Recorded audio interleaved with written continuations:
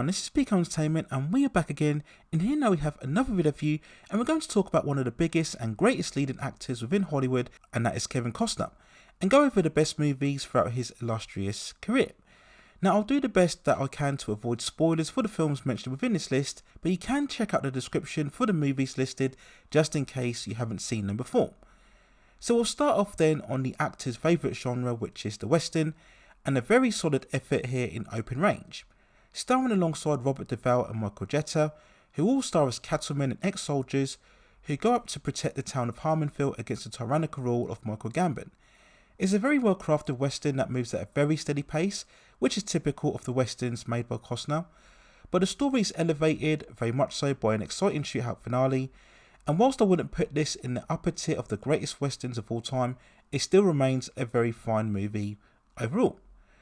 We'll then go on to one of the most beloved movies throughout Kevin Costner's career, and that is Durham from 1988.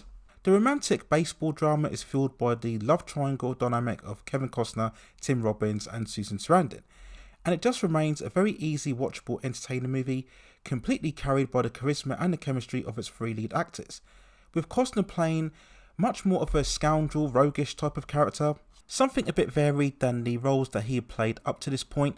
But overall, I think he performs very well, and Durham still remains a very solid entry throughout his career. And as we're on baseball, we might as well mention Field of Dreams from 1989, again another favourite amongst fans of Costner's work.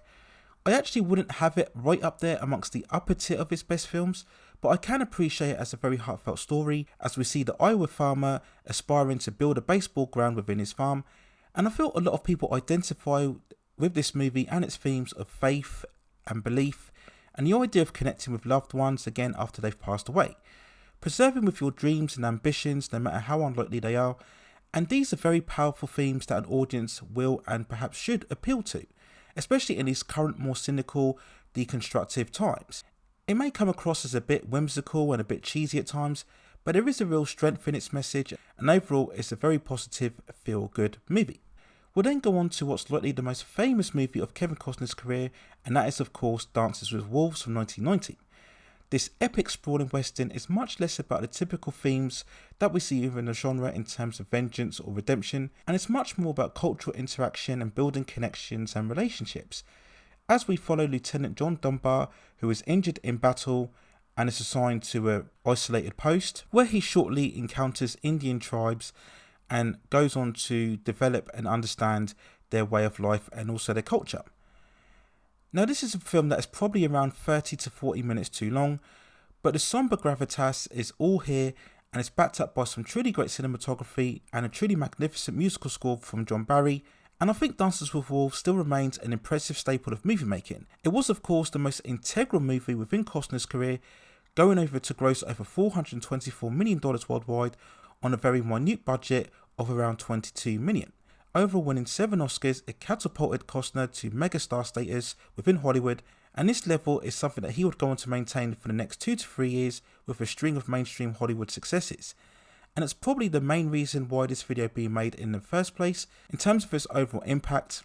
And whilst Costner has struggled to try and find the same level in subsequent movies such as The Postman, Dances with Wolves still remains a very cinematic movie and a very fine picture overall. We'll then go back to one of the earlier phases throughout Costner's career, and a movie we'll look at from 1987, which is No Way Out. A more contemporary remake of the 1930s movie The Big Clock. This sees Costner's naval officer embroiled in a political conspiracy and cover-up after having an affair with Sean Young, who is the mistress of Congressman Gene Hackman. In what begins in the first half as a much more romantic drama, then shifts into a much more compelling and tense thriller full of paranoia and escalation. Not necessarily explosive with action-packed sequences, this still remains a very classy and measured movie with a certain poise and intelligence, and it has still for me one of the best movie twist endings ever. It's a reveal that makes complete sense and one that you don't really see coming, which always makes for the best movie twists, and No Way Out overall is a very good entry within Kevin Costner's early career. We'll then talk about one of Costner's most severely underrated movies, and that is Mr. Brooks. This dark psychological thriller focuses on Costner's wealthy businessman who runs his business successfully during the day, and at night goes out on a thrill-seeking serial killer rampage, and this is without doubt one of the darkest and most sinister roles that Costner has ever played. Whilst there are elements of an action and police procedural thriller, the film is at its best when tapping into the mental psychosis of its lead character, and all of the scenes between Costner and William Hurt and the dynamic that they share together is really the driving force behind this movie. And Mr. Brooks was a very interesting and different choice for Costner, and I think he plays it very well, and it's definitely one of the best films within the later stages of his career. We'll then go on to another one of Costner's most famous roles, and that is Robin Hood, Prince of Thieves. The historical adventure was a massive blockbuster when it's released, and for me it's just one of those all-round crowd-pleasing big movies. You get lots of action, drama, character development, spectacle, musical score and famous soundtrack song, and it hits all of those notes perfectly for the most part.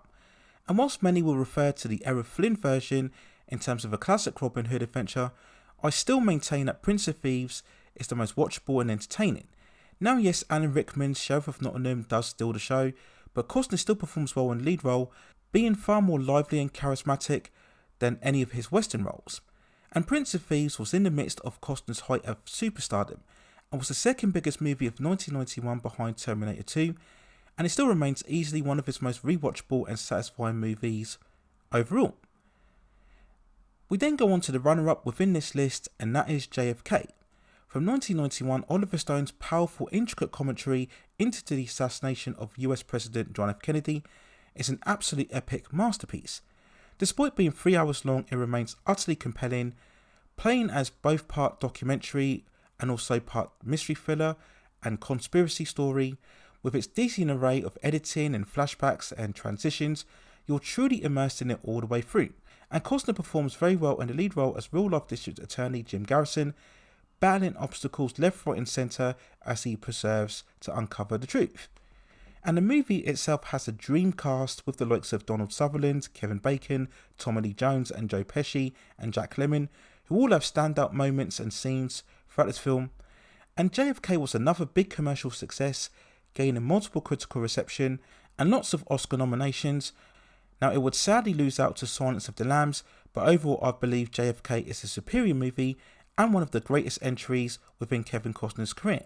And so we come to it at last then, the number one position, the best Kevin Costner movie, and there's only really one answer when we talk about this, and it is of course, The Untouchables. Brian De Palma's magnificent gangster epic, Chart and Treasury agent Elliot Ness and his ongoing battle against criminal kingpin Al Capone in 1930s Prohibition Chicago.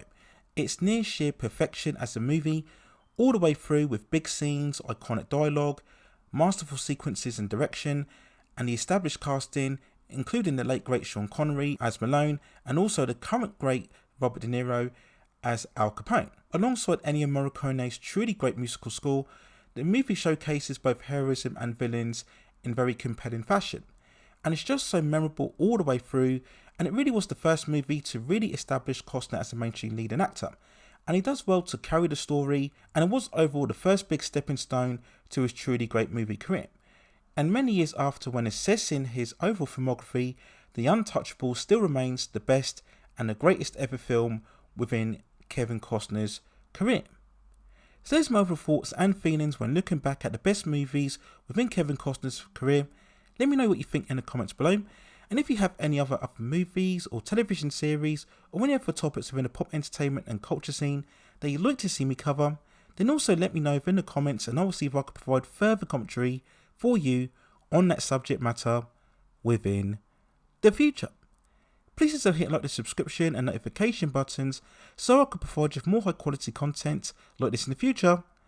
But that's it for now. Take care of yourselves, and I will see you very, very soon.